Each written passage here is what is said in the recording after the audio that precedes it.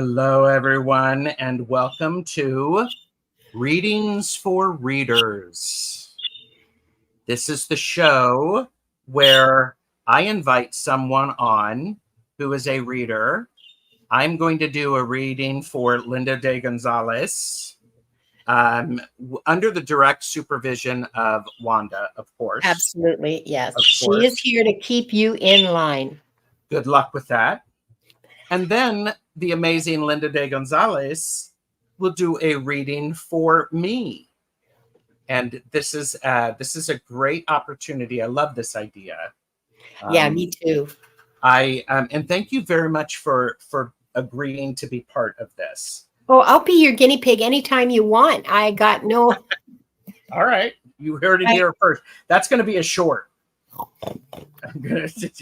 Well, and okay, so I want to give credit to where credit is due.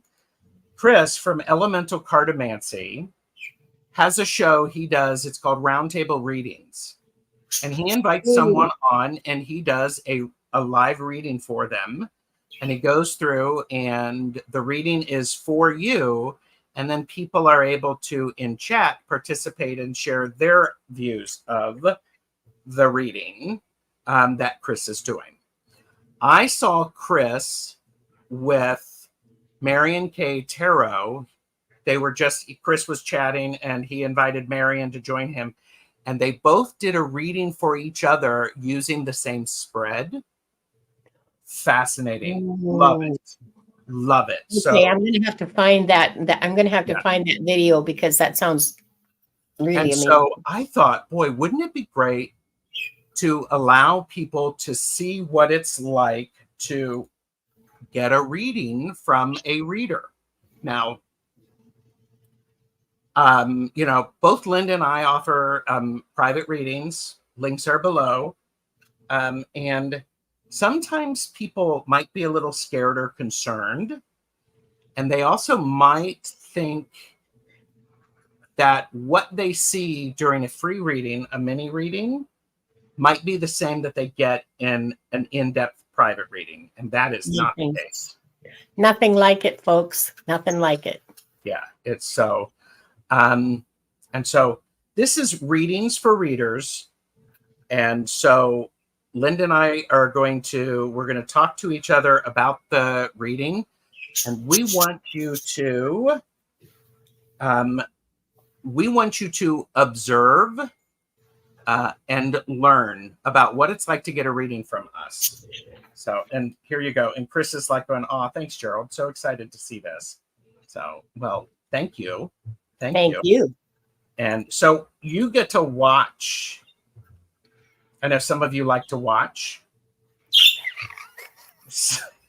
I put that in my community post. I was like, I know you like to watch, don't you? So, but you get to watch us provide a reading for each other.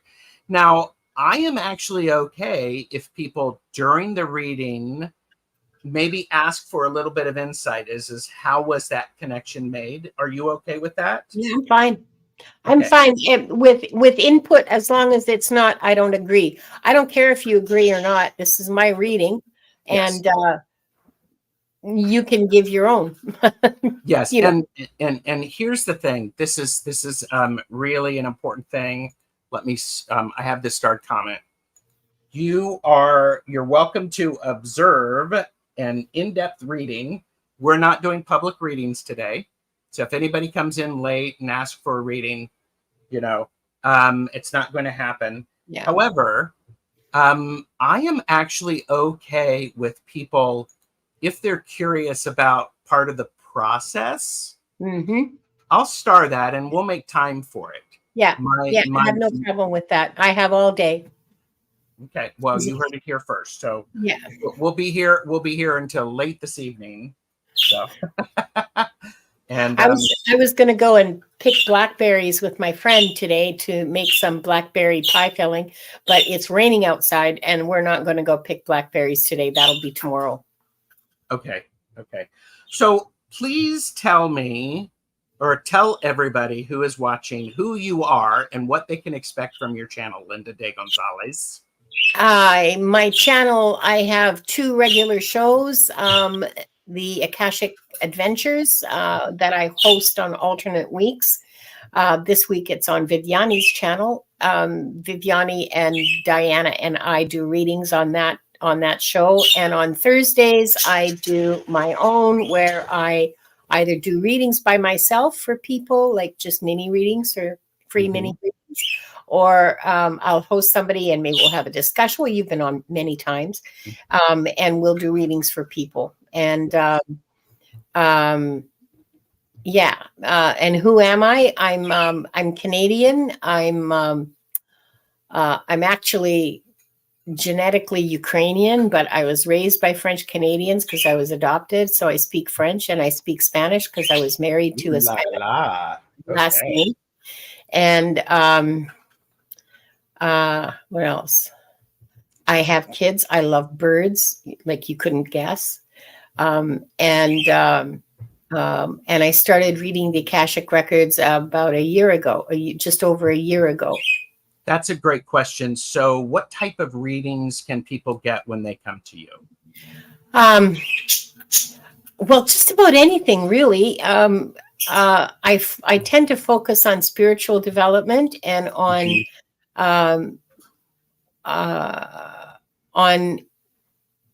lessons that are being given around whatever the issue is. So what is the lesson around that, and what you can take away from it, from the reading, is a new perspective, a different perspective, a way to approach what you were troubled about that will be productive and bring you something better than frustration and grief, you know.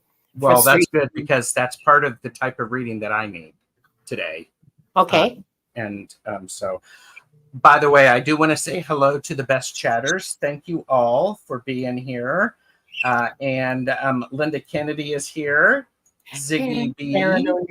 Oh my God, you're so funny. Freebird. The amazing Deanne, the originator in my mind of the Sip Sip. Yes, she apparently is. Yes. Thank you for that. Chris is here. We have Amanda, Aaron O'Nugent. And yes, we did color coordinate our outfits. And my shirt sort of is between Linda's shirt and the ribbon on the top of her head. Yes. So we decided to do a whole theme. Yes. And Beth is here, and Jeffrey is feeling a little bit better. Thank you. Oh, good. Nathaniel Harris, thanks for being here. I love being in lurker mode. I love lurkers in lurker mode too. Yeah. So people they like the idea. And Aaron O'Nugent said, I clicked so fast I didn't even know whose channel on, Linda or Gerald. Well, Aaron, you're one of the cool kids. Hello. So she actually is. Yeah. Well, duh. I'm psychic. I know this. Kaylee is here. Fogo Pogo. And CJ has joined us. Hello. A little strawberry Kool-Aid, and Wanda could have had her feathers dyed pink. I wish I'd thought of that. There you go. And Lady Silver is here. Hello, Silver. It is great to see you, dear. And it's great. And Sherry, Voices from the Swamp, has joined us. And oh yeah, and Deanne is such a legacy. You're quite welcome. Well, I use it all the time. I mention it to people. No, oh my God. I'm shuffling cards like I do, and the King of Cups popped out.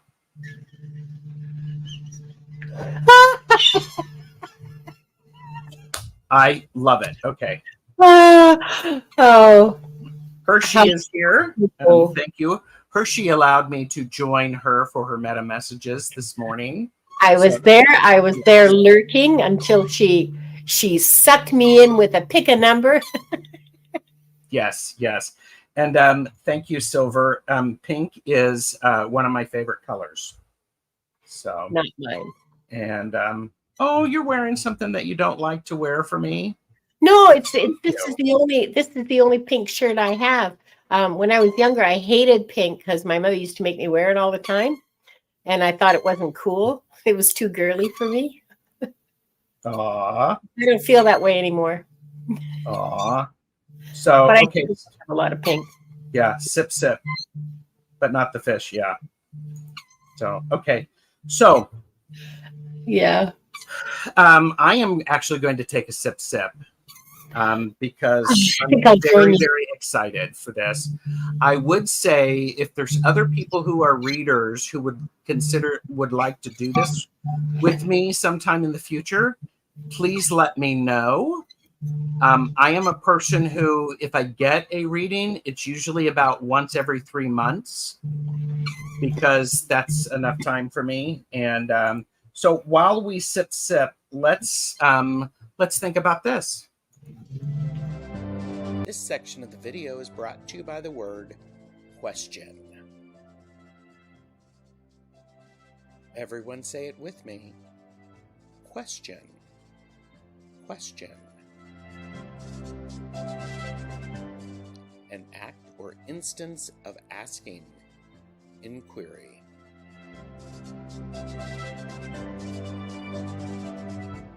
No question about it. Please like, share, and subscribe to our channels. Question.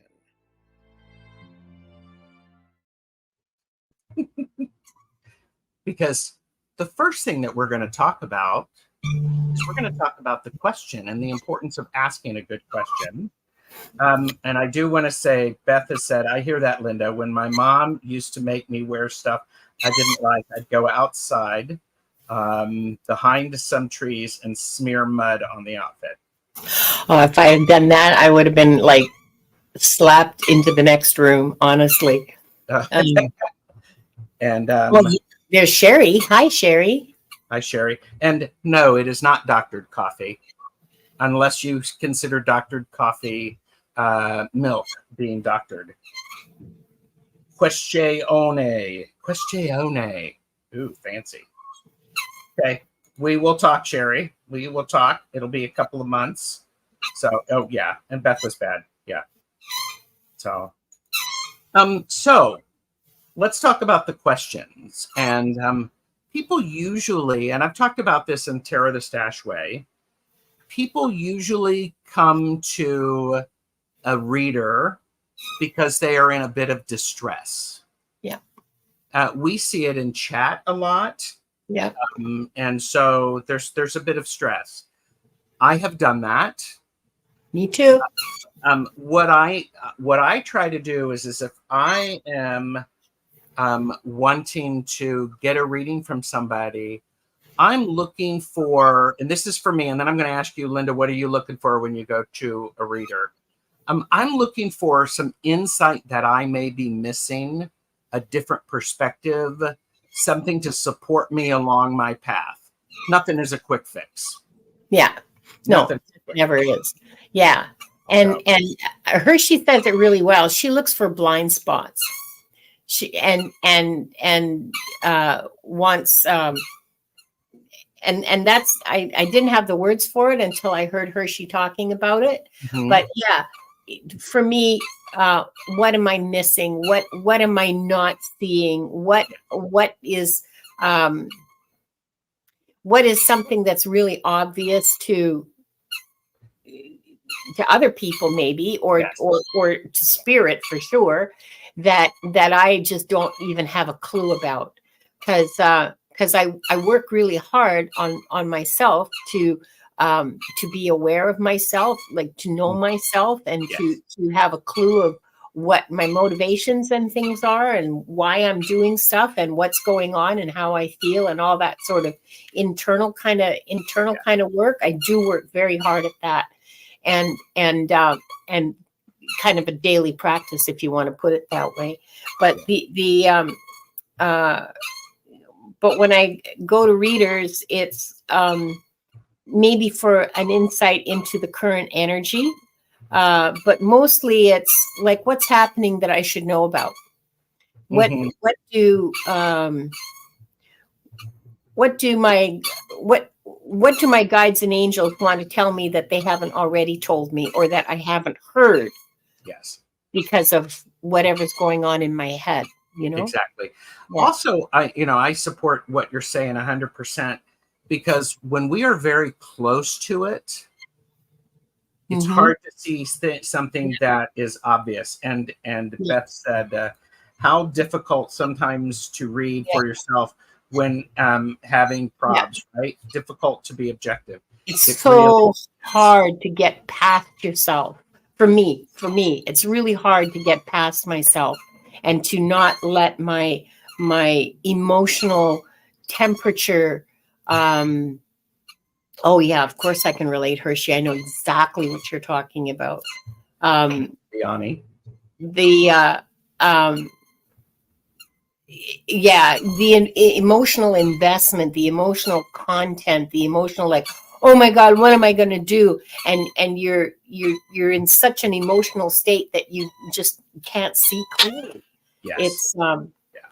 yeah. So I do regular readings for myself. It's usually a big question that I am pondering where I'll ask somebody for help and insight. So let's talk about our questions, because and by the way, I do encourage anybody who is doing a reading. By the way, this is for entertainment purposes only. Do not make decisions based upon what we say. Seek professional assistance. Really. One of the things that I always do as a reader, I am always writing notes. I do this so that it helps me, because if I'm in that flow and I'm in that liminal space, I can't remember what you asked me 5 minutes ago. Yeah, So, I lose track too. So, but yeah. And I like to think it's part of my charm. it is part of your charm. I mean, and there is so much charm. It's ridiculous. I know, it's just oozing out of my eyeballs all the time.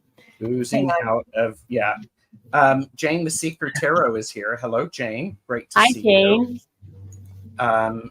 Hershey said yawns is as much as I do for myself.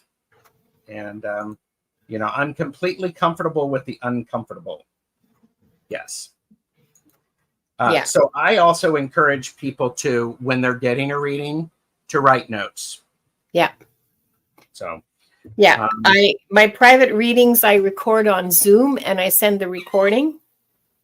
And when it's ready, because, why not? So people can go back and refer to it. And I don't generally, I write when I'm channeling. But usually when I'm reading the records, I'm not usually channeling. And if I do start channeling, then it's inadvertent, and I don't have time to pick up a pencil and start writing, because it's very immediate at that point. Yeah. So, hi, Rossi. Hi, Rossi. A lot of people are talking about taking notes. Not every reader will allow you to record, and that's okay. Yeah. So let's talk about questions. We're 20 minutes in, and we haven't even gotten to the question. Part of that is when you get a reading from me, I don't start that timer until we're ready to start, because the time that I spend with you reading is the reading time. So, Jane the Seeker said, don't cross your arms or legs if you are getting a reading. And late ritual is here. I'm sorry, early ritual is here. Hello, Tom. So, and Lady Silver says, I have books of notes going back to 2023. Dolores, great to see you. Thank you. Me too. Me too, Lady Silver. Hi, Dolores. Yes, I'm always taking notes. So let's talk about your question. My question for you? Okay. And by the way, Tom just read me to filth. I'm not late if the readings didn't start. That's true. Aspasia says she thinks it's interesting you use a timer. I use one as well.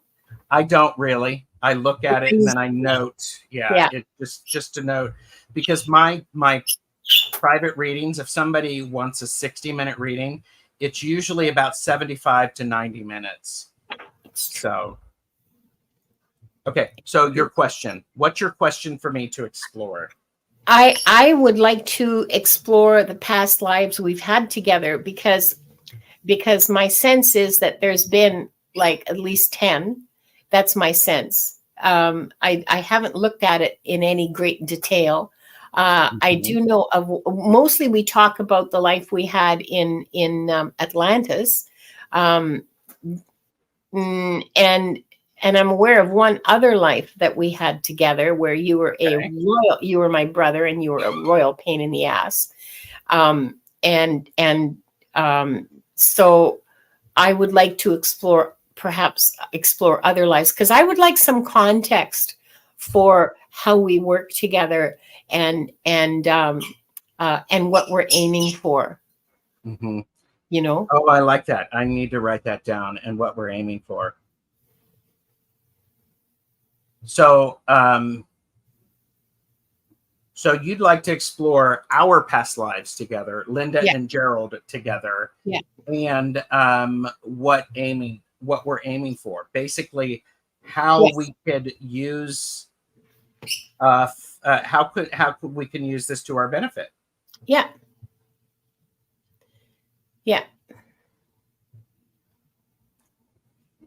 So maybe I can even, well, not rephrase exactly, but add additional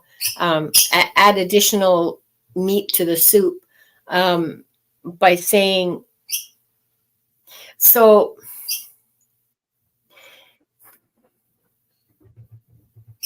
no, I think I was right the first time. What are we working towards? What have we been working to achieve?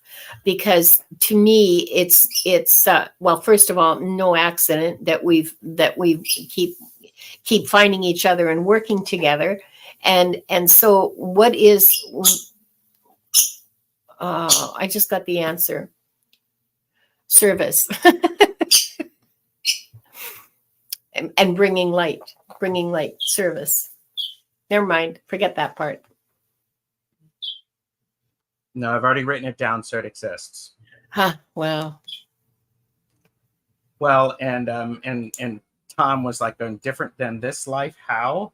That's a really interesting question, and it's like, because I also think about that, is part of that is good question. You can throw that into the pot as well.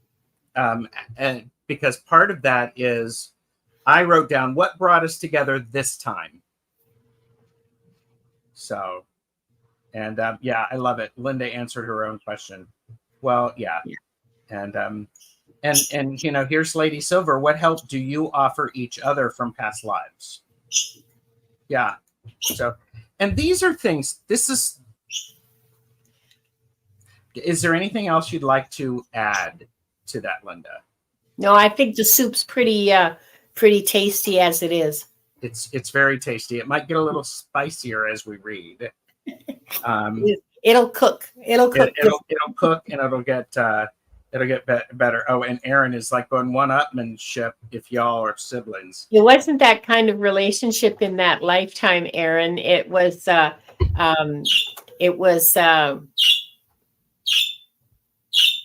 well, it was not that kind of relationship. That's all I'll say. Yeah. Okay. So, Beth says, when I look at past lives, I usually look at sacred contracts. That makes sense. Yeah. So my question, and this is where I'm going to share my question, and then you can drill me, you know, for clarity. I am right now stuck in my own, in the overwhelm. Oh. I have a lot of things. I have a lot of stuff around me. I have a lot of ideas, and I'm feeling very overwhelmed by that. And that overwhelm is to the point of I'm not doing anything with it. Oh. So, you know, full share in everybody. That hits so close to home, you know. I mean, all you see behind me is this blank wall, but if I turned the camera around, you'd be horrified at the. Oh yeah, I mean, That's why you only see this much of space. So I'm caught up in my overwhelm, Okay. and I'm there's something going on, and I don't know if it's past choices in this lifetime, other lifetimes, because Linda is an Akashic record reader, and I have access to those as well. I'm just curious of like, okay, what's going on, and how can I use past experiences to help do something different? Okay. Does that make sense? Yeah, it makes perfect sense. Did you write that down? I'm getting ready to. Because that, I mean, and this is where I think a conversation with your reader is extremely helpful, because in that instance, I got that, oh, and how can I use my past experiences to help me do things differently?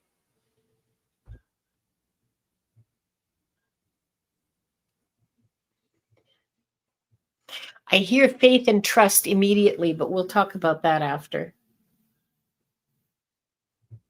Okay.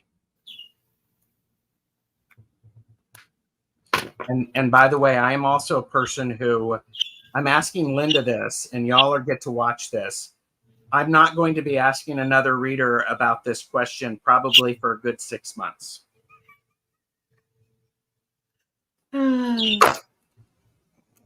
There.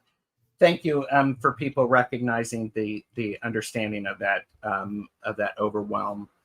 When you have a when you have a question like mine, what are the tools that you plan to access? Me? Yes.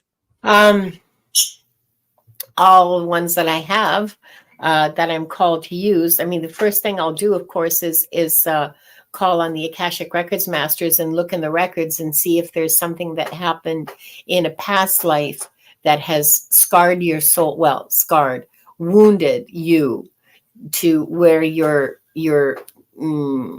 immediate go-to is this method of coping. Okay. Sure. So that's the first thing I do. Okay. And then sometimes guides will come in and chime in. Mm-hmm. And sometimes I hear from loved ones, although not unless I ask. But sometimes they just like pop up and go, Yeah. belly dance.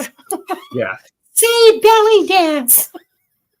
Yes. Oh yeah. We've had that experience with just say things. Yeah. Yeah. Just say this. Just say it. And so, yeah. So, I mean, and so I do. And so then it goes off on a different tangent. And not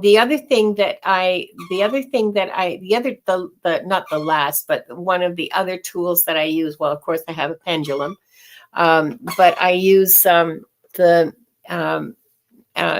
Tarot of Mystical Moments, because the art, if I pull a card, I can tell a story from that card, or that card will connect me to an area that I didn't look at before. That if I look at it and start pointing out things that I'm seeing in it, and what I think the story is, then hopefully that will help the person who's sitting, the querent. Yeah. Because books. Because I am just the messenger. I'm the oracle conveying stuff. It's my job to get my ego out of the way. Yeah. So, yeah. I will. I also, like you, I will use tarot, and I have lots of different decks.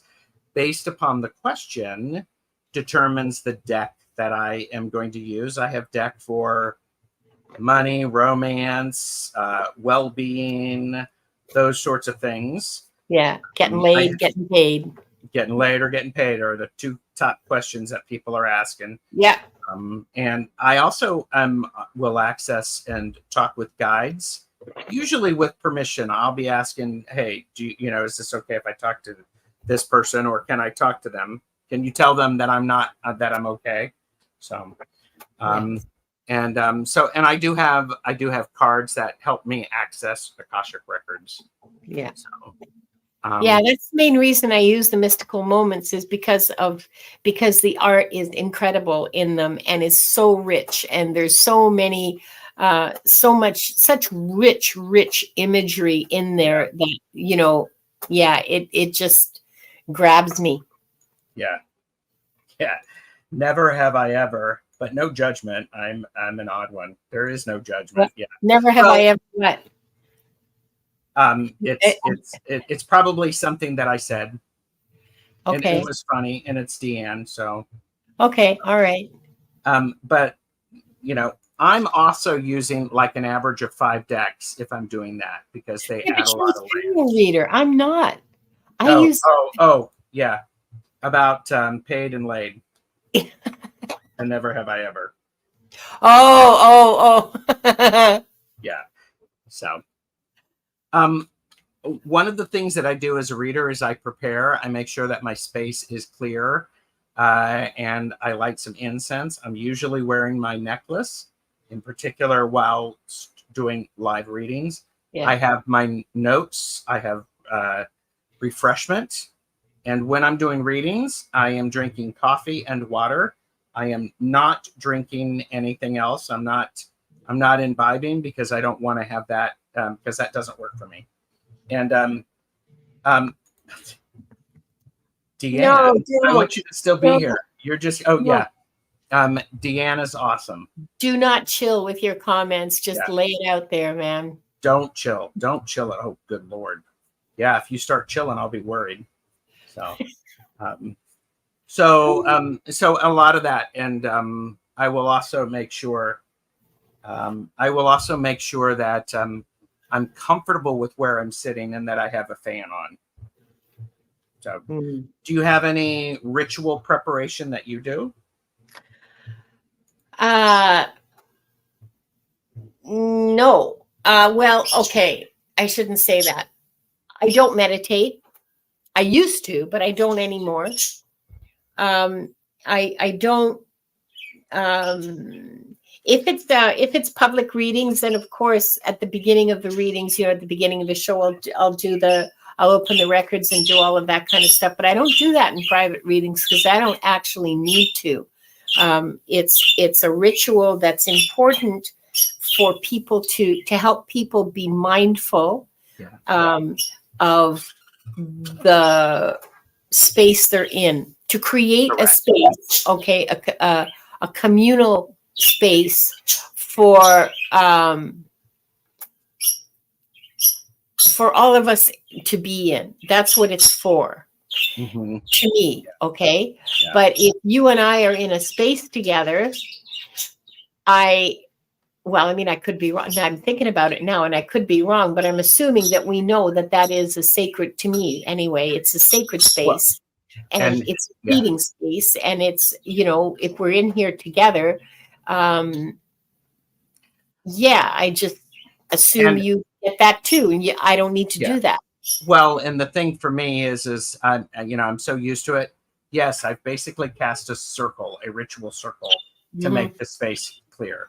Yeah, and also, what else do I do? I often, especially before a private reading, but actually I do it before shows too. I say a prayer to spirit, and I say, I am doing this as an act of love and service. Please, and see, it happens every time I get this amazing rush of energy. I do this as an act of love and service to humanity. The words change every time, of course. Please assist me for my highest good and the highest good of humanity, and especially for the highest good of so-and-so, Gerald, whoever I'm reading for. I thank all my guides and angels and beings of light, the ancestors, and all those who love me on the other side, who are here surrounding me and assisting me to perform this act of love and service. Thank you, thank you, thank you. That's pretty much what it boils down to. That's great. But it changes every time. Well, of course it does. Listen to me. Of course it does.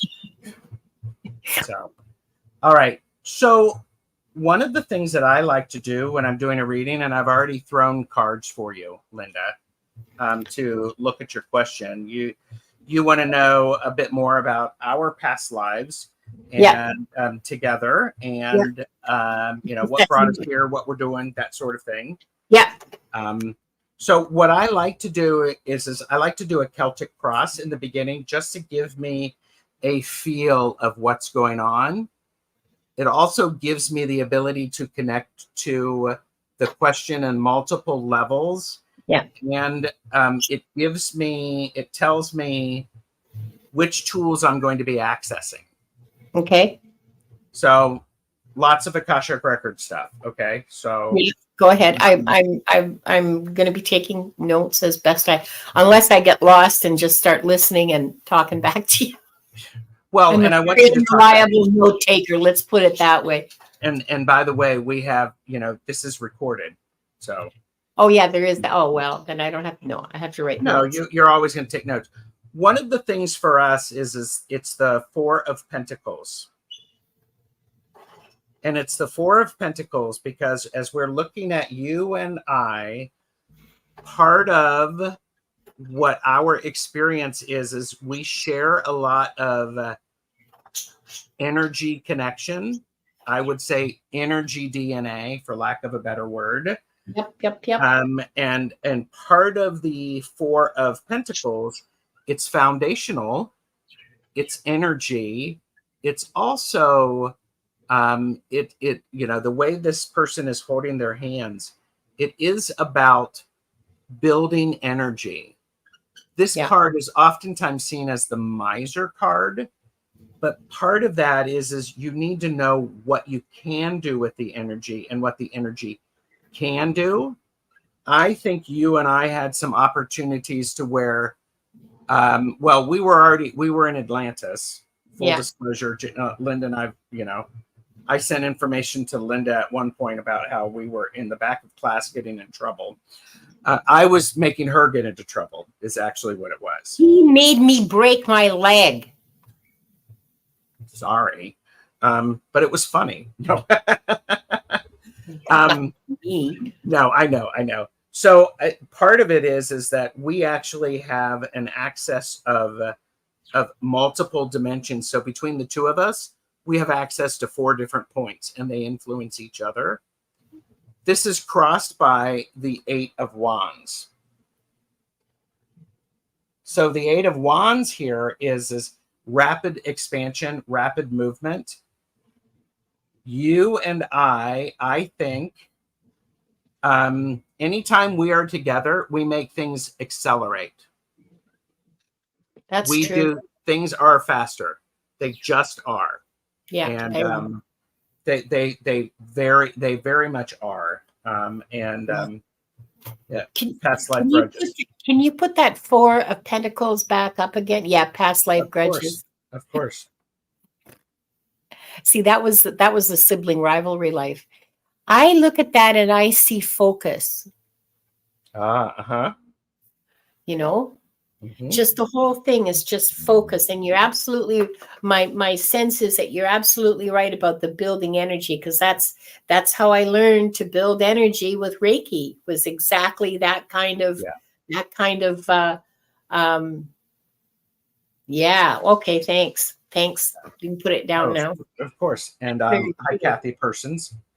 So, and at the base of all of this is the fact it's the 2 of Cups. You and I get each other. We often are able to, we are able to bring out the best in the other for what is needed in the situation. Do you remember the show Wonder Twins?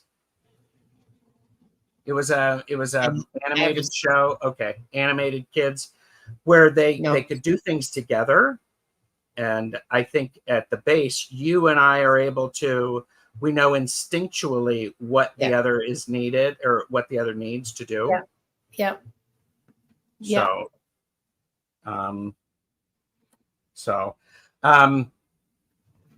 In the past is the Ten of Swords. We have this. We've. Okay, really. We've had situations to where we've had to clean things up, and that's never easy to clear somebody else's mess when endings have happened. So this is the so in the past, we sort of we didn't sort of we this time we get to have some fun together because of all of the hard work that we did before.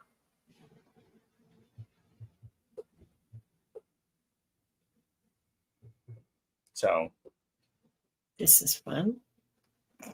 And above us, what is above us is the Chariot. Oh, cool. Mm-hmm. One of the things that I see about this is I wonder which of us is which horse. And part of it is when we are actually connected and we allow spirit to drive, we line up and we get there faster because we're not fighting against each other. Yeah.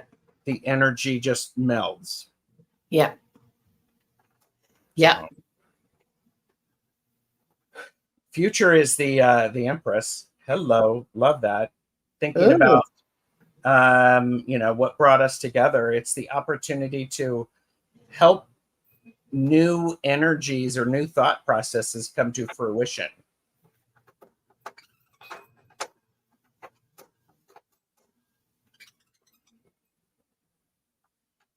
I love that.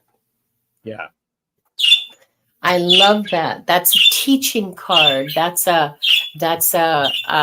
well, clearly the Empress, it's nurturing, but it's very much I love that.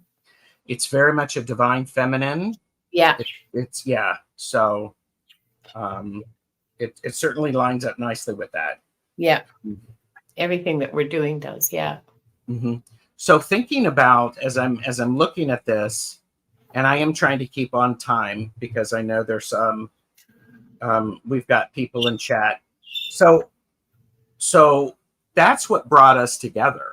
What questions do you have about that? I already asked you. Okay. I don't have any question. Yeah, that's pretty clear to me. Mm-hmm. So I think. Go ahead. I was just going to say no. It's very clear to me is that that's what we're supposed to do is to help nurture new thoughts and help new energy come to fruition. So we're part of the whole the dream vision. Oh, is that what that was? I wondered because I don't think I've ever seen that before. It's very, very interesting. Yeah, it's the Dream Vision in some Tarot. ways, yeah, in some ways it's very stark, but the symbolism is like grab you by the eyeballs and don't let go. I've talked with Emma about the deck, so it's great. So yeah. So what's next for us? Oh, that's a good question. No, but didn't we do that in future? Well, no, I have this line which is leading us. Oh, right. Celtic Cross. I'm sorry. Yeah. No, I think it. Here's a cool card. We are the Wheel of Fortune. Freaking awesome. I like the idea of being the Wheel of Fortune and then that things change. And we can line up with that. We can help to shift things. We can shift our energy. We can sometimes, I think you and I do nicely. Okay. Sorry. It's okay.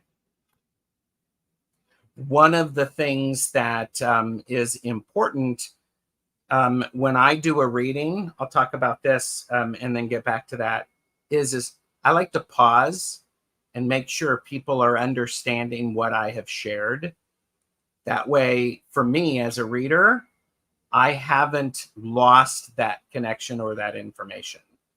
Sometimes when I'm reading, I don't actually I don't remember a lot of what I've read or what I've said. Oh So yeah.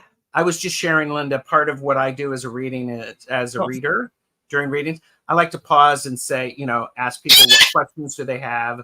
Is that making some sense to them? Yeah. Yeah, I do that too. So the Wheel of Fortune, I think if I'm going to toot our own horn, you and I have the ability to sometimes shift people's perspectives, and to, instead of making it be so zeroed in, we can actually pull them back. We can actually pull it back, and you can see the broader perspective rather than the small one. Nathaniel, I'll answer that in a couple of minutes. So does that make sense to you, Linda? It makes perfect sense to me, because it's just part of what we do as light workers, right? Yep. We are in an environment of judgment. Oh, hell yes. And here's what I'm going to say about this. Oftentimes, we people who are getting readings feel like they are down here in the readings. Right They back. are the hands reaching up. Sometimes we are, Linda, you and I may be together and being the trumpet to shout out what exactly needs to be seen. So, so I think this is a good. I think it's an interesting perspective of, here we are. We're going with the energy flow, and then suddenly we're reminding people we're trumpeting that energy. So I'm going to take a sip. Thank you, everybody, for being here. I'm so sorry about that unexpected interruption. Okay. So what I was saying about this, Linda, is the judgment. Oftentimes, as humans or people having this experience, we are down here and we feel the judgment coming from above. I think what you and I do is we shift this, and it's not judgment. It's look what you did. Remember, you did good. Nice job. Well done. So I don't generally feel judgment coming from above. When I was younger, from the side. it's from the people around me. Yeah. You know, it's from the people around me. It's not coming from spirit. It's not coming from my guides and angels, because whenever I'm in that space, what I feel is overwhelming love. Mm-hmm. You know, an overwhelming connection, and just utterly and totally floating in an ocean of love and peace. It's wonderful. There is absolutely no judgment whatsoever. Judgment is like here, Yes, it's a human thing. Yeah, it's very much a human thing, and it comes from the people that you love the most sometimes. Mm-hmm. I don't really care what strangers think of me. No, really? I don't give a shit what anybody thinks of me, honestly. Well, no, people I love, I do care what they think. Yeah. Well, no, even that's not true. That's not accurate. I care about how people feel. I don't care what they think, because thinking is usually just a bunch of bullshit, right? And it's our egos, it's our those monkeys and jumping around on the trampolines.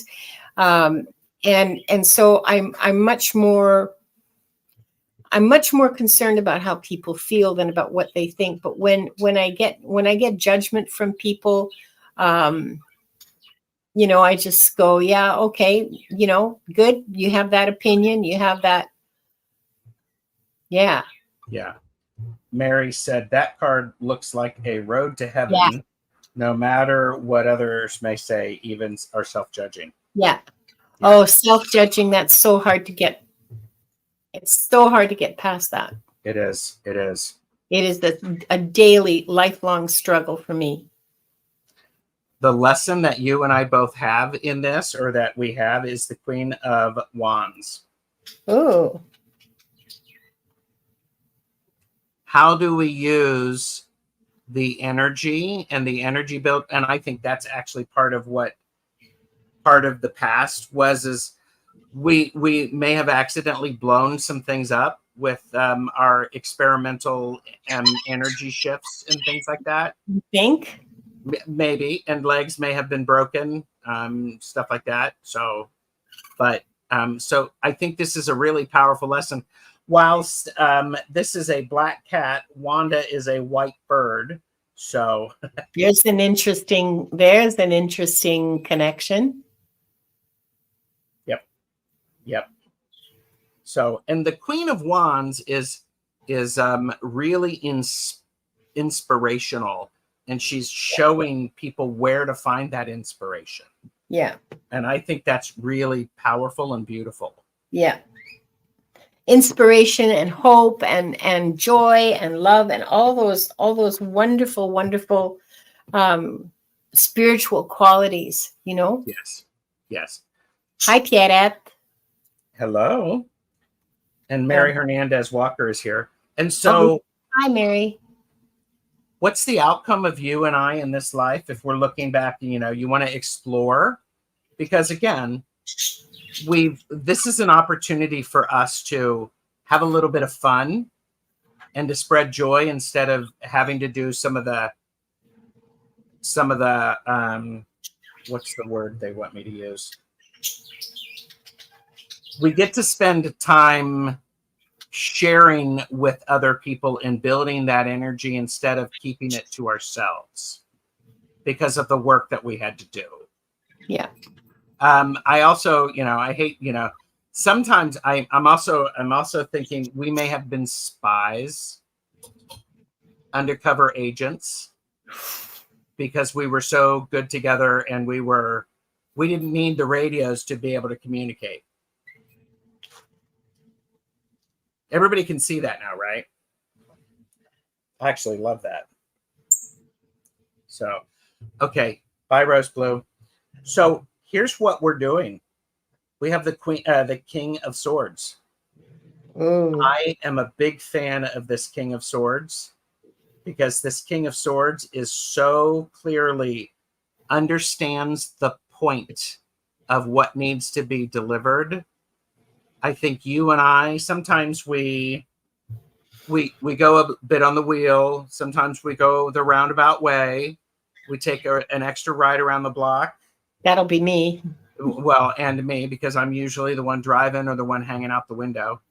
But we eventually get to that point and there is great clarity. Yeah.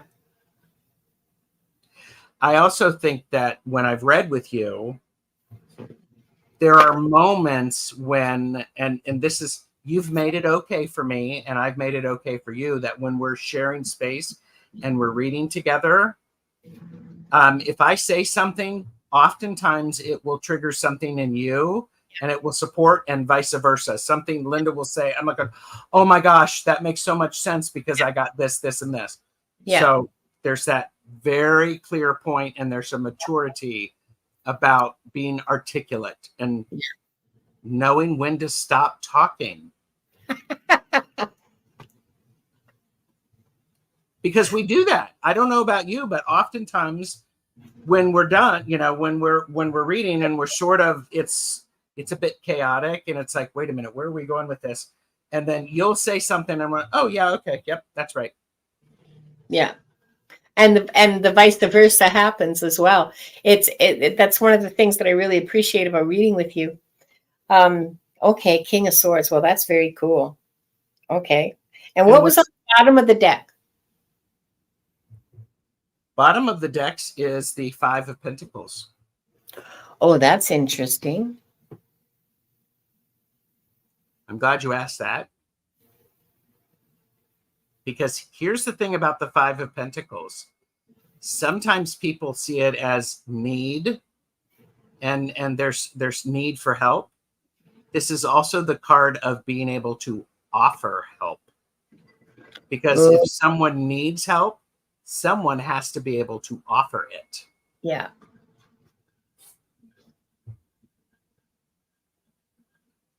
And I love that. yeah, I got that from somebody. I was, I think that was Malamir. It was in readings with her, and they talked about the Five of Pentacles. It means that you also know how to help, maybe. So, Well, that would make total sense, is how to help. yep. It's an excellent title for the reading. How to help. Yeah. It kind of encompasses all the points that you covered. Thank you very much. You're welcome. Do you have questions? No. Well, no. There was a lot of court and major arcana in that. We had 4 major arcana. Yeah. We had the Chariot, the Empress, the Wheel, and Judgment. Yeah. We And had the King of Wands and the King of Swords and the Queen of Wands. Yeah. One may be each of us. Could be. Could be. That would make sense. That would make perfect sense. We had, under the minors, in the spread, all of the minors were even numbers. We had a 4, we had an 8, we had a 2, we had a 10. Yeah, that's true. Those are things to look at when you do readings. One from each suit. Yep, I'm also looking at that. Yes. Cups, pentacles, wands, swords. Yeah. That's very balanced. That's very even. That's very solid. Yeah. You know? So if I look at, this idea of you and I being spies or working together undercover, that's a really interesting thing, a really interesting perspective. What do you think about that? I think it's fascinating. I think it's like not fairy tale, but like, you probably didn't have that in the States, but there's easy. I'm just trying to help you up here. There's an adventure, a boys' own journal that's like for little boys that there used to be. It doesn't exist anymore, sure, but it was all these adventures, and that's what that sounds like, is just adventure, terrifying adventure. Maybe that's why I just want to, maybe that's why I just want a quiet life with no drama. Thank you very kindly. And then I show up. Yeah. No, you don't bring drama. At least not the kind that I hate anyway. So, if people have questions that they want to ask about the reading that I just did for Linda, I'm okay with that. Nathaniel asked this question a bit back. What was that moment like when you two realized you had been around each other before? Well, I think Gerald realized it before I did. I just was amazed that I felt so comfortable with him, and how we actually met. I mean, I'd been in chat, but how we actually met is that I won a tarot reading from Gerald, and it was quite amazing. This would be about a year ago, right? I think so. Yeah. Yeah. It was really, he really did get me in some very important ways. And I just felt so comfortable, and I told him stuff like whatever. I just ran my mouth, and I mean, not that I hide a lot, but there's some stuff that's just really I find difficult to speak of. And yeah, it was, I didn't know then that it was because of past lives, I just knew how easy and comfortable and like instant trust. Okay. That was the thing for me, was instant trust. This is someone that I can tell my deepest, darkest secrets to, and they will be honored and they will be treasured. Yeah. Yes. Thank you for that. I appreciate that. I value that. I hear what you're saying. Yeah. That was how I felt. Like just like even just at the very beginning, I remember at the very beginning of that reading and just thinking, whoa, this is so easy, you know? Yeah, it is like we fit together. It is. Yeah. Yeah. Hi, Purple Elephant Deb H. How was it for you? She asked. Well, and hi, Jonathan, and Desiree. Good to see you. Well, for me, there was a great connection when I was doing the reading for you. I don't remember anything about the reading, of course. I have it on. I have the recording of it. Okay. And I do remember one of the things that I remember is I think it was the next couple of days later, I got more information about you and I in Atlantis. Yeah. Together. And told me. And did I actually record a video of that? Or did I just do I don't remember. But I don't remember if it was a video either. I just have the information in my head. I don't know if I got it. So what was funny is that usually when I'm finished with a reading, I'm finished with it. That I'm unplugged and that information, information stops. Well, I got this vision when I was in liminal space of Linda and I. Can I tell this? Yeah. Okay. That Linda and I were in the back of a classroom in Atlantis, and I was trying to get her to do something that the teacher didn't want people to do. And Linda was like, I'm not going to do that. And I'm like, well, go ahead, do it. And then you were like, well, I'm going to do it. And you can't stop me. And so it was this juvenile back and forth. We were like 10. Okay. Yes, we were like 10. We were not related, but our parents worked together.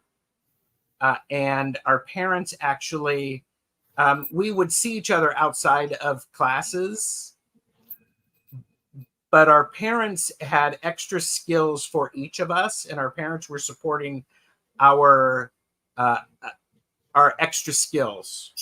Our parents were supporting developing that, and the energy, the energy, and there were times that we both got a talking to,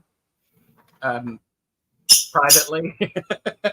By each of our parents. Mostly the talking tos that I got was like, just because he says it doesn't mean you have to do it. And just because it pops into your head doesn't mean you need to say it out loud. Yeah. So, but yeah. Oh, I got that one too. Yeah. So. Jonathan says he's pretty sure. I'm pretty good. He was the teacher. Yeah. I keep wondering who the teacher was, because I have a strong feeling they're in this community, but I don't know.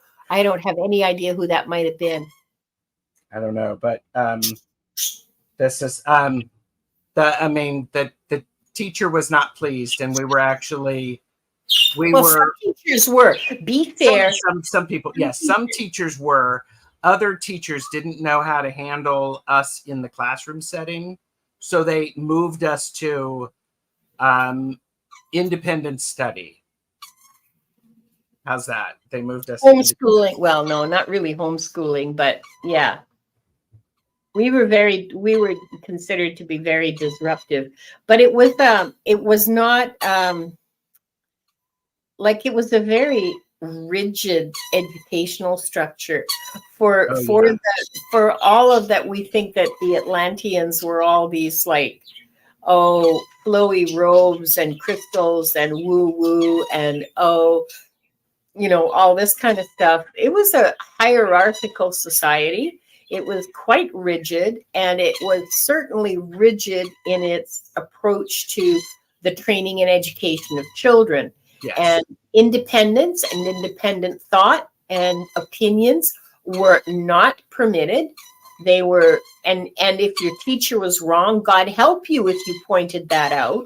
If there was a mistake in a formula on the board or a spelling mistake or anything like that, you were punished for pointing it out. Never mind that everybody else thinks it's right. Yes. And copies it, and therefore, you know, but yeah, no, you were, I was, let me just get this clearly here. I was punished for pointing out a teacher's mistakes. So yeah, it was not a really good, from what I can gather, it was not an optimal environment for in which children could learn. Let's just put it that way. I think it was toward the end of Atlantis, toward the end of it, where it wasn't thriving. It was sort of deteriorating a little bit. It was very rigid, and it was very frozen in its ways, and very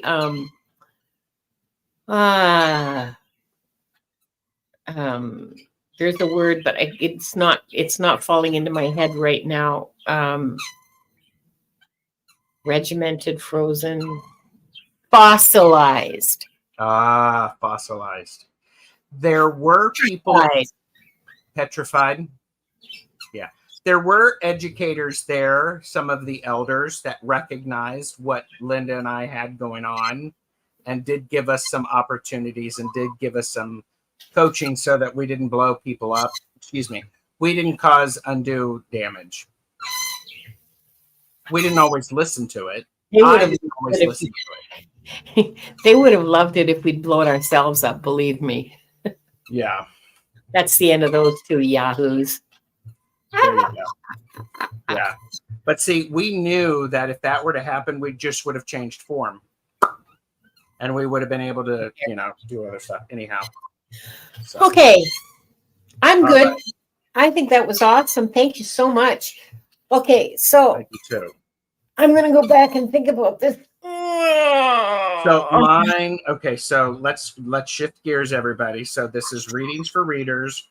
I just finished Linda's reading for her, and now we're gonna look at being stuck in my development. Okay, I want to take 3 deep breaths before I start this. Okay, just of course. And you guys can all join us if you want, but this is how I'm do so. Yes. This is yeah. Don't do this while you're driving. If you're going to close your eyes, like that's just dumb.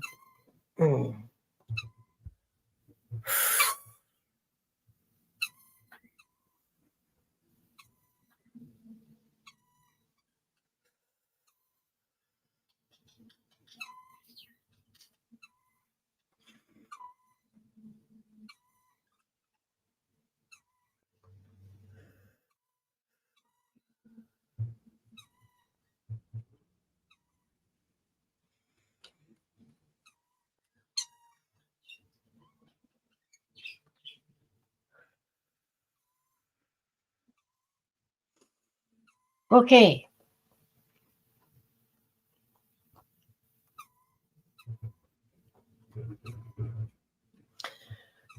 You're a light worker, Gerald. And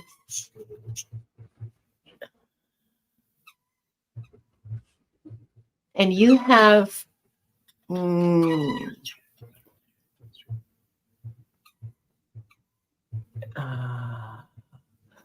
there's a fear of the unknown in here, and part of the stuff, and I think this applies to me too.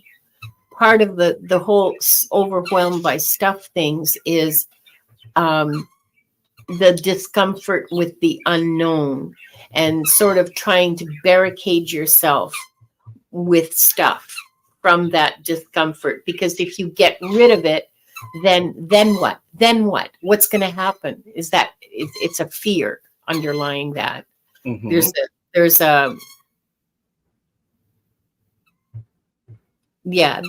There's a fear underlying that.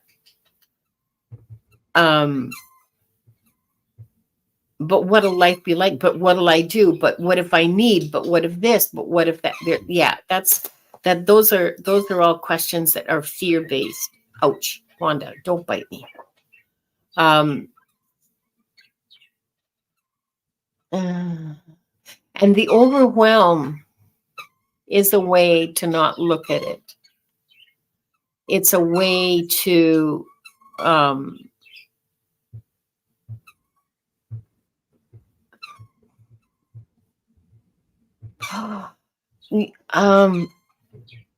okay, so what your guides are telling me is that you on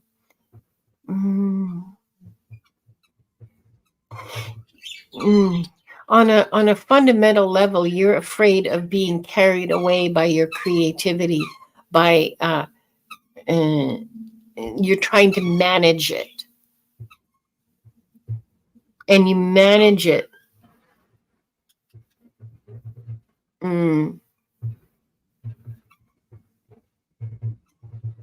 You manage it by making sure that you have a limited amount of time to devote to it, because you're afraid it's going to eat you up, burn you out. I don't know what the, but you're afraid of something about your creativity.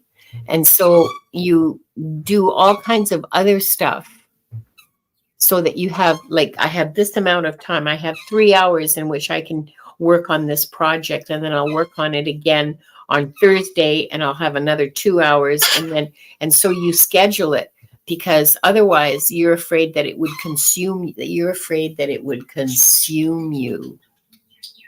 So you do other things that are creative, kind of creative, but not your first love, which is working with color and texture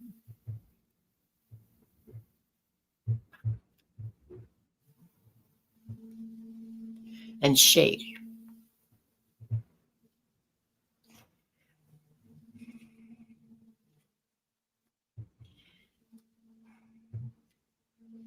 Now, how do your past lives figure into? Oh, well, we've got the starving artist in the garret in Paris in like the 1700s.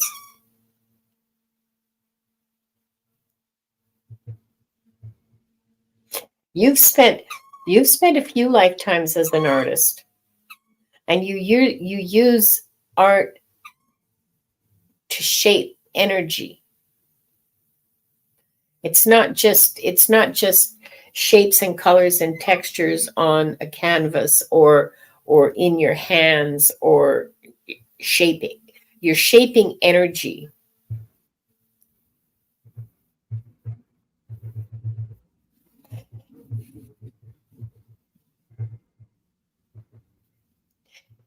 You're shaping energy because this is what you this is what you do. Your soul does in the spiritual realm. This is what your soul works with energy, and you can't do that on this plane. So you're doing the next best thing, but it's a really deep hunger because it's part of the fabric of your being, your spiritual being. Mm-hmm.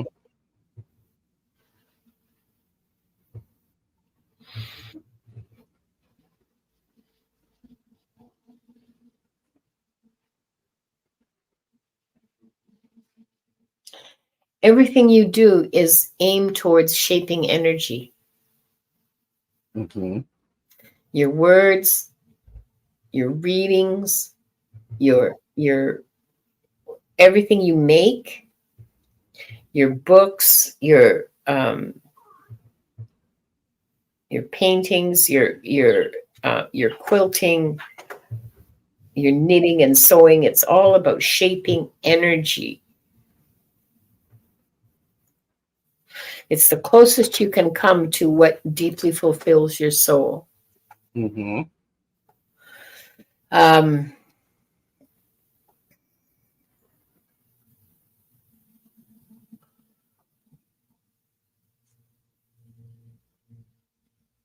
just asking, so why would he try to put barriers between himself and what so clearly is deeply fulfilling to him? Because it's so deeply fulfilling. because you're afraid of being consumed by it. Because you have been in other lifetimes. Mm-hmm. Yeah. And so this is your way of managing it. Okay, so what's a better way of managing it than this very, this is no longer an effective way of managing it. What can he do?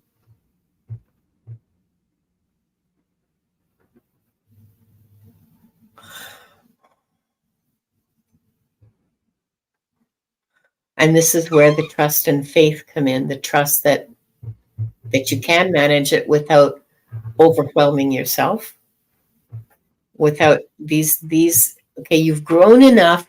Okay. All right, you've grown enough as a soul now that you don't need to play these games with yourself. Like that might have been necessary 20 or 30 years ago for yourself, or even in a previous lifetime that might have been necessary because you didn't know better, but you know better now, and you have enough insight and self-discipline at this point that you don't need to do this to yourself anymore.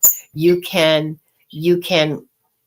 trust that what you need will be available to you when you need it, on the material plane as much as on the spiritual plane. That if you let go of things that you've had for a long time that you haven't done anything with, you're not going to need them next week. And if you do, something will come, something will be given to you, something will reveal itself. You will find it.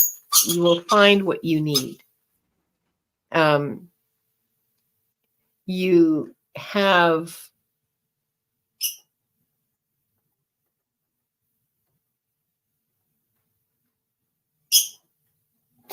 you need to sleep. You need to rest more. You need to rest more. Do you have any additional insight on that? The type of rest? Well, it's not necessarily like sleep more. It's more of go out and go out and spend time in nature kind of rest. Like go out and just don't do anything. Don't do anything for a day. Walk around a park. Walk around the beach. Walk around your backyard, or just lay in the backyard in the sunshine and just lay there and listen to the birds and listen to the little bugs buzzing by your head and just be. It's not sleep rest that they're telling me. Although you could use, maybe 2 hours more sleep every night, but it's not so much that as it is soul rest, mind rest. I see a flower garden. I see you sitting in a flower garden with your eyes closed, just smelling and listening to the bees and sitting in the sunshine in this flower garden on a bench.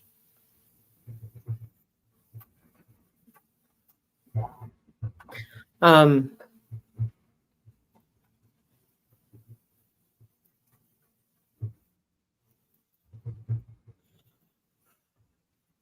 you have any more questions? Oh, I think you're doing extremely well. So. Thank you. Yeah. Good.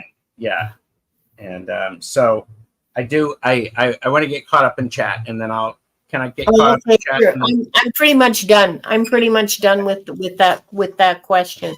Okay. Deanne said, "Ooh, that's good, Linda." When you were talking about the building energy, yeah, and Beth said, "If it's big, it's scary." Yeah. So, and Deanne suggested, "Don't do anything for others for a day." That's an excellent exercise, actually, Deanne. That is an excellent exercise for overachievers and for overgivers. Just I'm just looking for an overachiever in the space. I don't see any. I wasn't pointing at you. I know. Yeah, don't do anything for others for a day is an excellent exercise for people. Yeah, I was seeing bees too. I was hearing bees humming in that flower garden.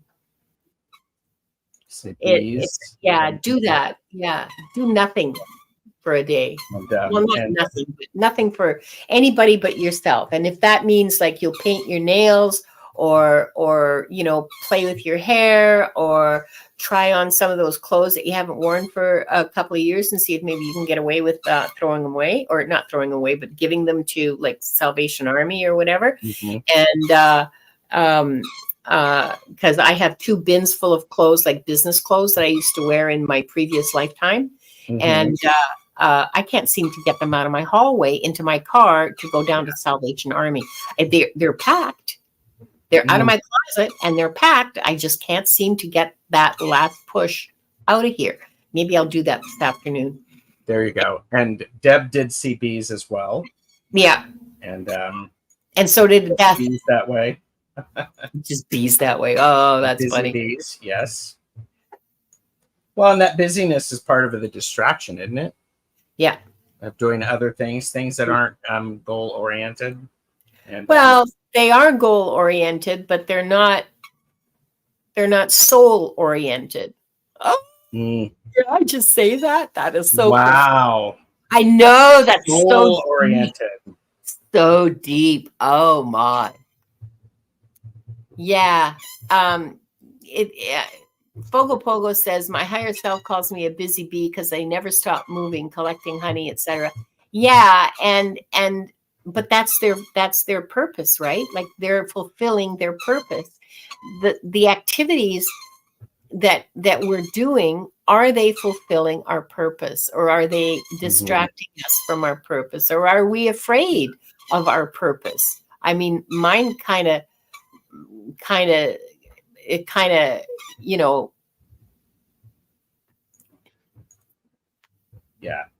Yeah, soul oriented, not goal oriented. Hashtag Linda says. Oh, yes. And here's another one for hashtag Linda says. Gratitude drives abundance. Yes. Yes. It does lead back to fear. Absolutely, Fogo Pogo. It does absolutely lead back to fear. Fear of not having what you need when you need it. Fear of, oh my God, if I give away this blouse, I'll probably have to wear it. I'll probably be kicking myself next week because I have nothing to wear and it would be perfect, and et cetera, and et cetera, and et cetera. And so, yeah, absolutely, it's fear. And as light workers, because we're all light workers here, right? Oh, thank you, Madam Maru. As light workers, we kind of have a responsibility to walk the walk, right? And if we're exhorting people to oh, I hear you, Deb. Yeah. I totally hear you. Deb has said, I have run from my purpose my whole life until the last few years. I don't think I'm the only one. Yeah. No, you're not. Absolutely, you're not. The whole thing, to distract ourselves from what our purpose is. Well, and look at how much there is to distract us. Look at all the political stuff happening. Look at all the shit going down. Just in our and I mean, like watching castle renovations on YouTube. That's my crack, man. So as light workers, if we talk about operating out of love and basing ourselves in love and because it's love or fear, right? Then we can't deny ourselves the insight when we are acting out of fear. And we have to like say, okay, I will trust the universe. I will trust and love, and I will put those bins of clothes into my car and drive them over to the Salvation Army this afternoon. I expect an email update. I'll show you. I'll send you photos. There you go. Proof. Yeah. Wow. That was very insightful. That's one of those things, because our readings had a similar energy, if I say, or the tools and the access that we use were different. I like using the deck. It makes me comfortable. Yeah. And you just you just raw dog the records or something like that? I don't think I've said that in public before, but yeah, I just raw dog the records. Oh, sorry. That's fine. This is for entertainment purposes only. This is the kind of stuff that I say backstage with Gerald and Jonathan and whoever. Spiritual Rain said, "Oh gosh, Linda, it's a learning curve to really it's tough and not keep wanting and wishing. It's not easy to not want and wish. Our whole society, capitalism, is about wanting. Yes, hi, Vanessa. Our entire society is about. Rossi wants to know, how do the records and the record masters look to me? Oh, okay. They show me. I don't actually. Do I see them? I have seen them on occasion. They were just like really tall and wearing cloaks and robes like monks. Okay.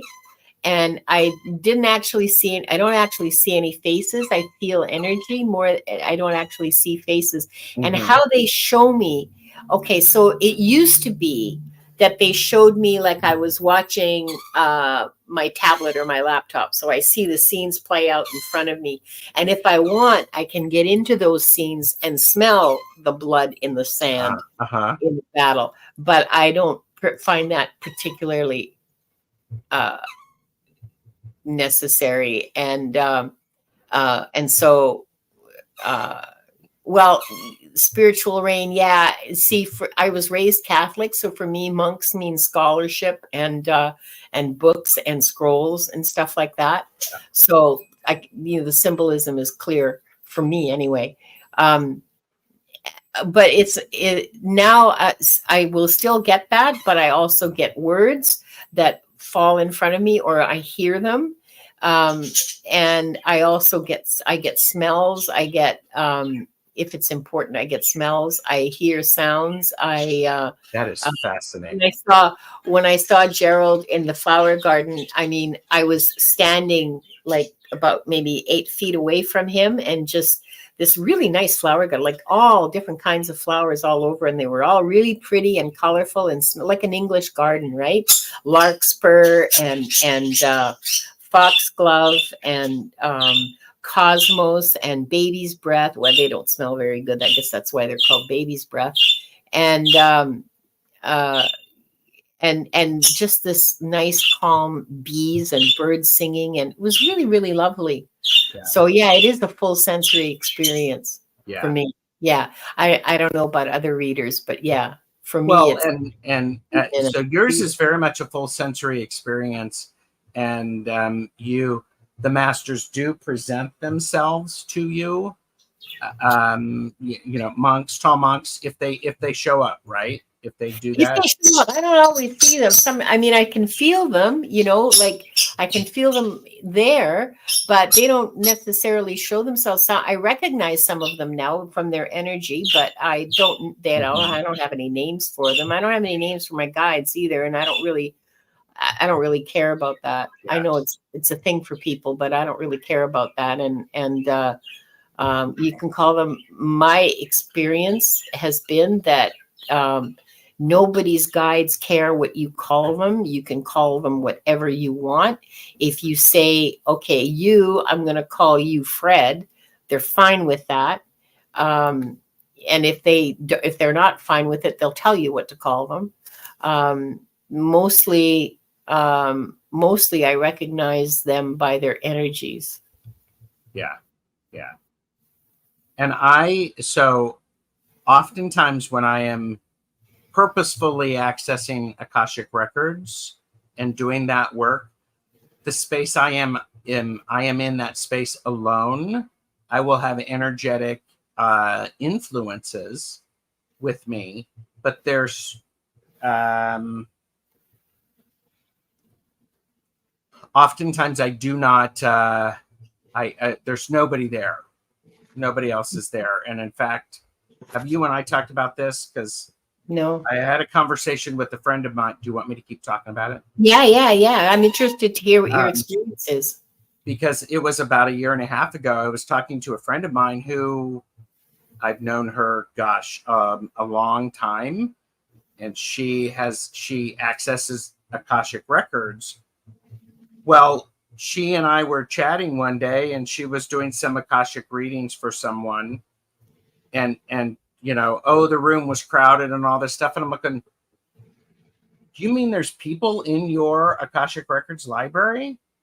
And she's like going, yeah, you've got to have the librarians there to help pick up stuff, and I'm like going, I would freak the hell out if somebody else were in my section of I never have anybody around but me. And that's the interesting thing. Hello, Sadhana. Great to see you. Great to see you.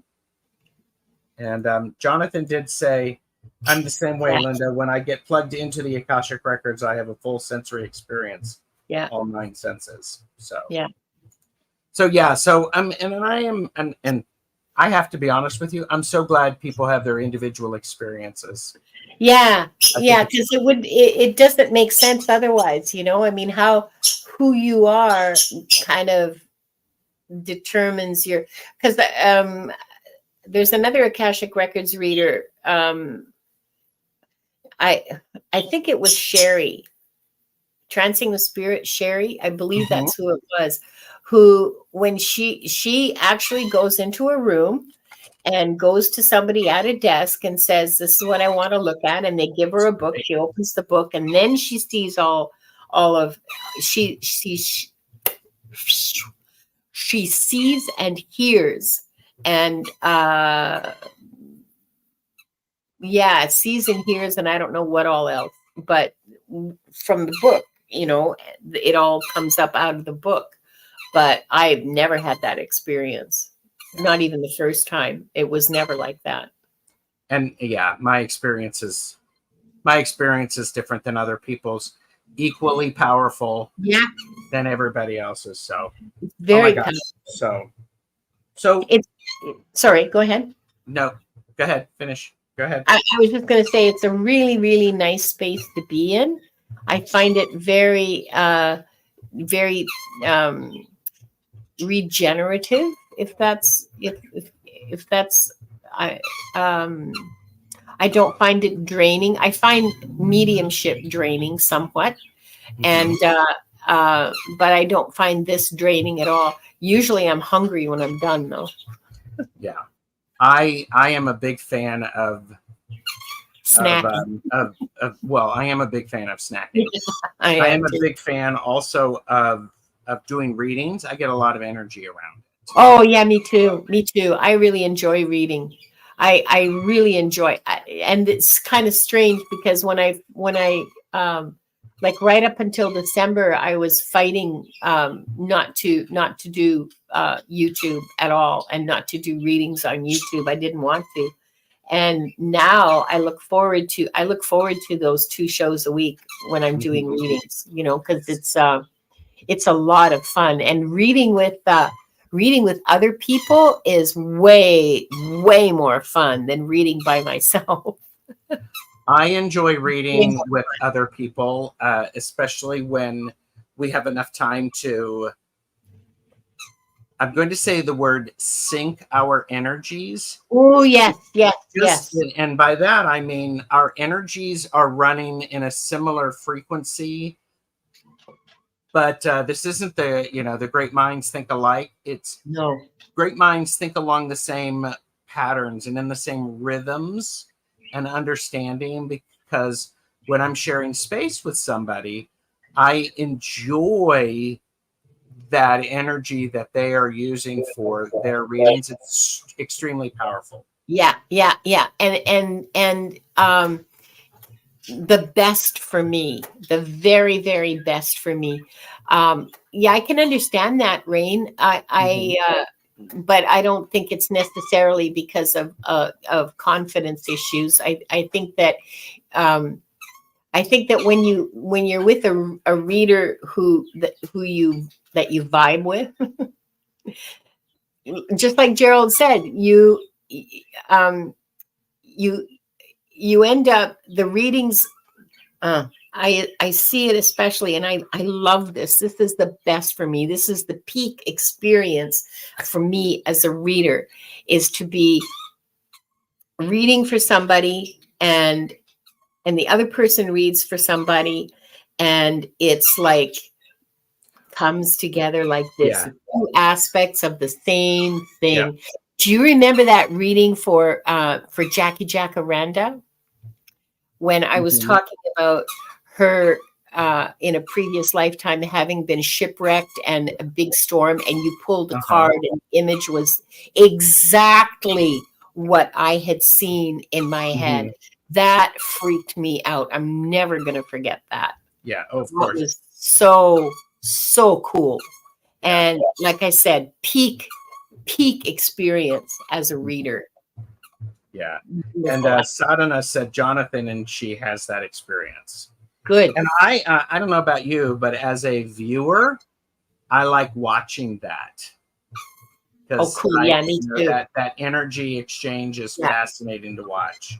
So Jenny Berlin has joined us. Hello, Jenny. And it's not really piggybacking. It's because even though we're thousands of miles apart, our energy exists outside of time and space. And there's like it's going back and forth, and it's building and it's working and it's and elevating. I like that. Well, and also is because Linda and I have different skills, equally powerful. She's getting smells, she's getting taste, and here you go. You tune into the same frequency. That's right. And because we're different people, we see different things on that same frequency, and we experience different things, and we get different messages. So it is absolutely so much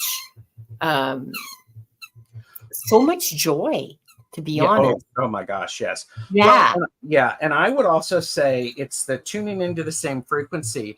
It's like that for when I'm reading for someone. Ouch.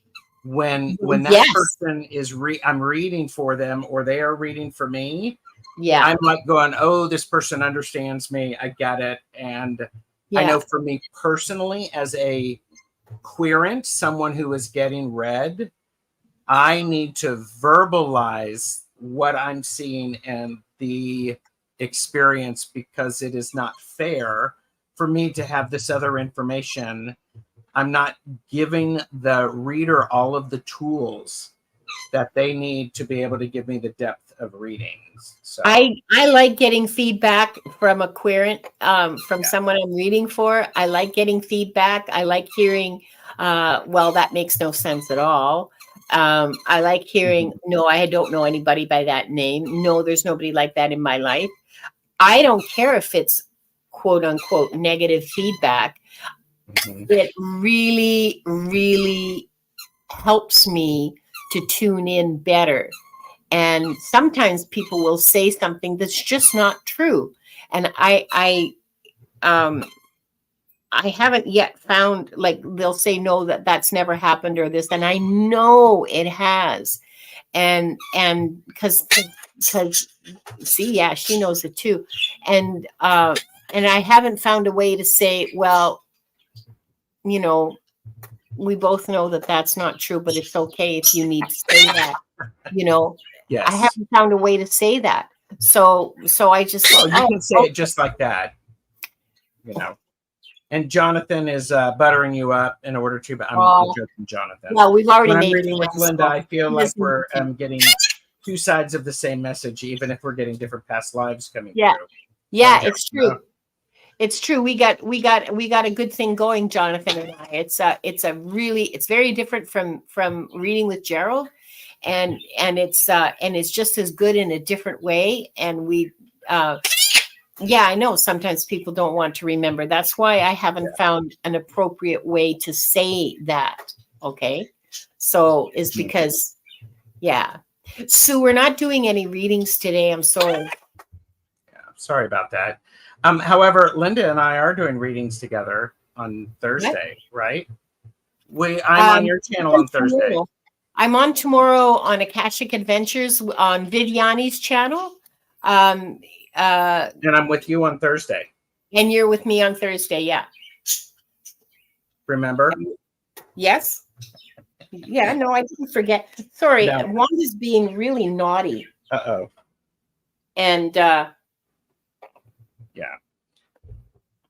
so I've had this couch for 2 months and I've managed to keep bird poop off of it until today. Oh, great. What's that say about me? It's my fault. Blame it on me. Blame it on me. So Linda, we've had an opportunity of you and I doing readings for each other. Yeah. Thank you everybody for holding space and watching. Your comments were insightful. Yeah. When you end a reading, what do you say anything? Do you finish up with something for people? Yes, bird poop is lucky. It is, yeah. In a lot of cultures, bird poop is lucky.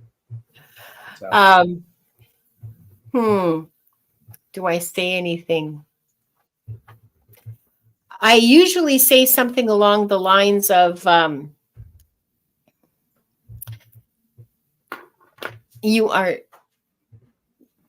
you're deeply, deeply loved and supported in ways that you're not even aware of. You have no way of knowing, but you can rely on, and you can ask for help, and you will get it. You can rely on that.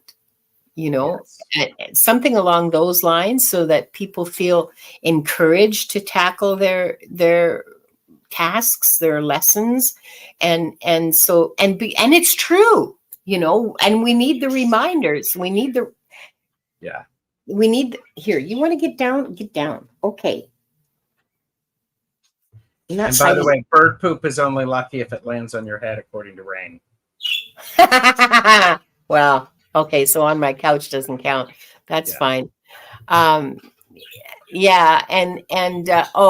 this is after that's what I see. Do you have any questions? It's just something to send them on their way that's positive and loving and supportive, People don't go to a reader because things are going fine in their lives. People go to a reader because they're stressed and they're unhappy and they're stuck and they're depressed and they're like, And I think it's a missed opportunity for, I'm not distressed. This reading that you gave me today, it's going to support me as I move forward. Yeah. So I encourage people to consider getting a reading from your favorite reader. There's a lot of them in the chat. A lot of readers. A little money. Yeah. Save up a little money, save up a lot of money, get that in-depth reading. But consider the questions that you can have, because as a reader, it is our responsibility to help you maximize your time with us.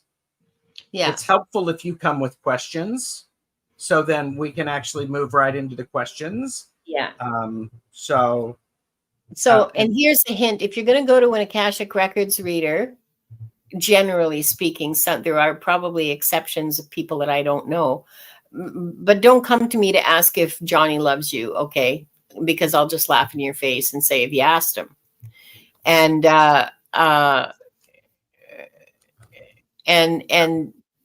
don't, I'm generally not able,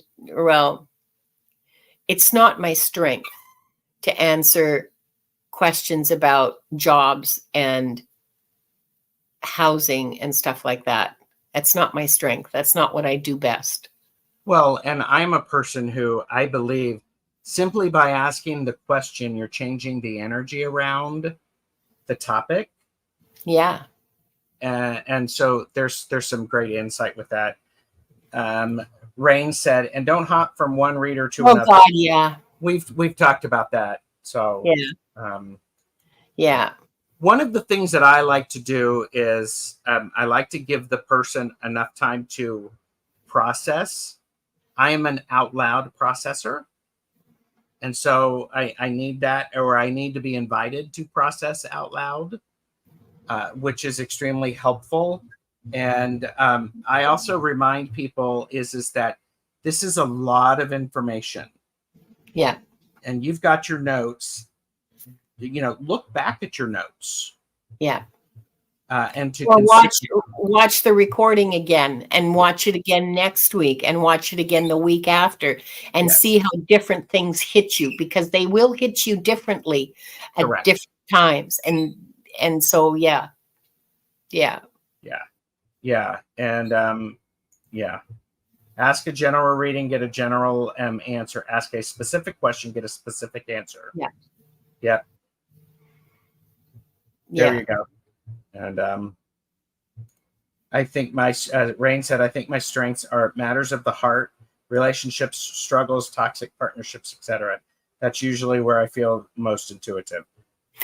That's really interesting, because usually when people come to me with questions like that, I look I go to the records and I see what I ask the masters to show me the roots of the struggle, you know, and where does it come from? Is it a past life, or is it a lesson, or is it about, self-worth, self-confidence, all of that kind of stuff? And they'll tell me, what it's about. But in terms of what to do about it, they're very hands off. That's your free will. You get to choose. One of the great things that I learned from, I'm going to heap praise in Sadhana's direction, integrative healing with Sadhana.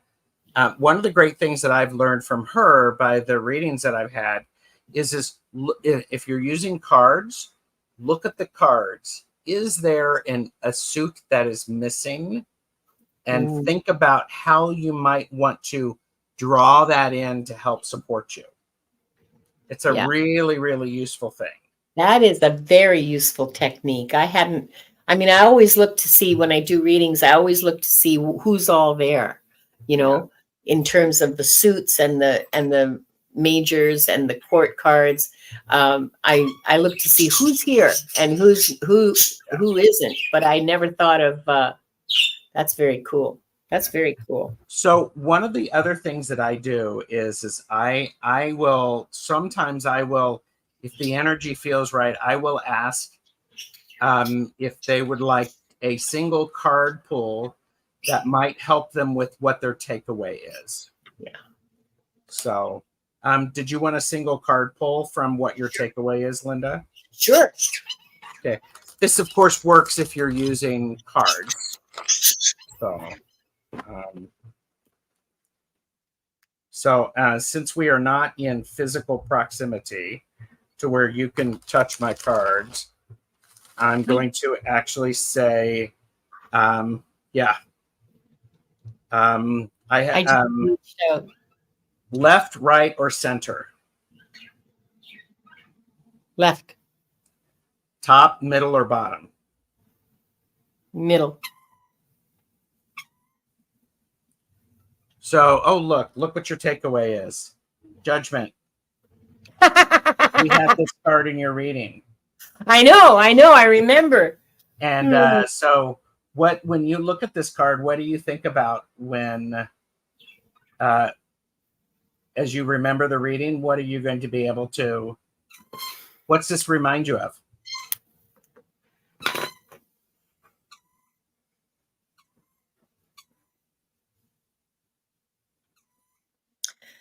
The only judgment that I need to worry about is my own.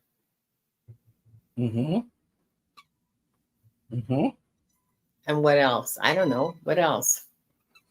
Am I missing something here? No, I was just, I mean, because I wanted you to articulate what you got out of it. I will also say your perspective makes a world of difference. Oh God, yes. Okay. Are you judging or are you cheering this crowd on using this image with that big trumpet?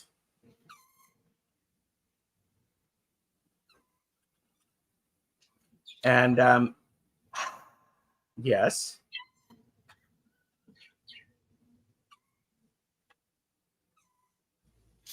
Well, shut my mouth. Okay. I would say she just got some additional information.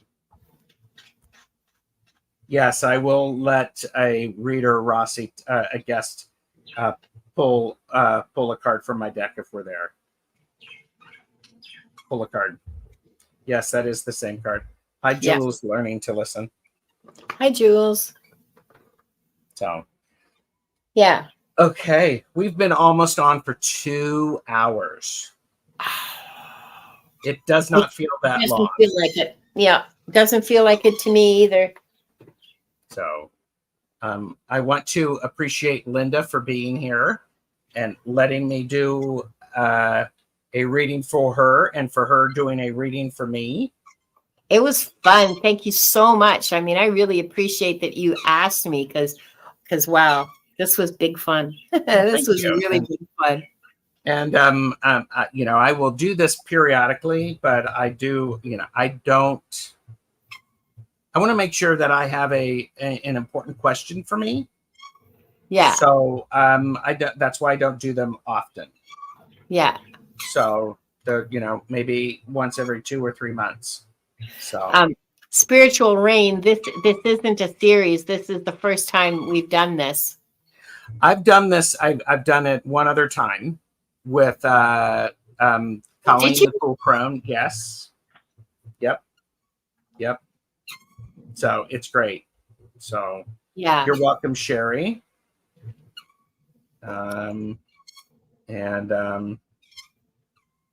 Somebody hitting the fast forward button. It's like somebody's hitting the fast forward. Yeah.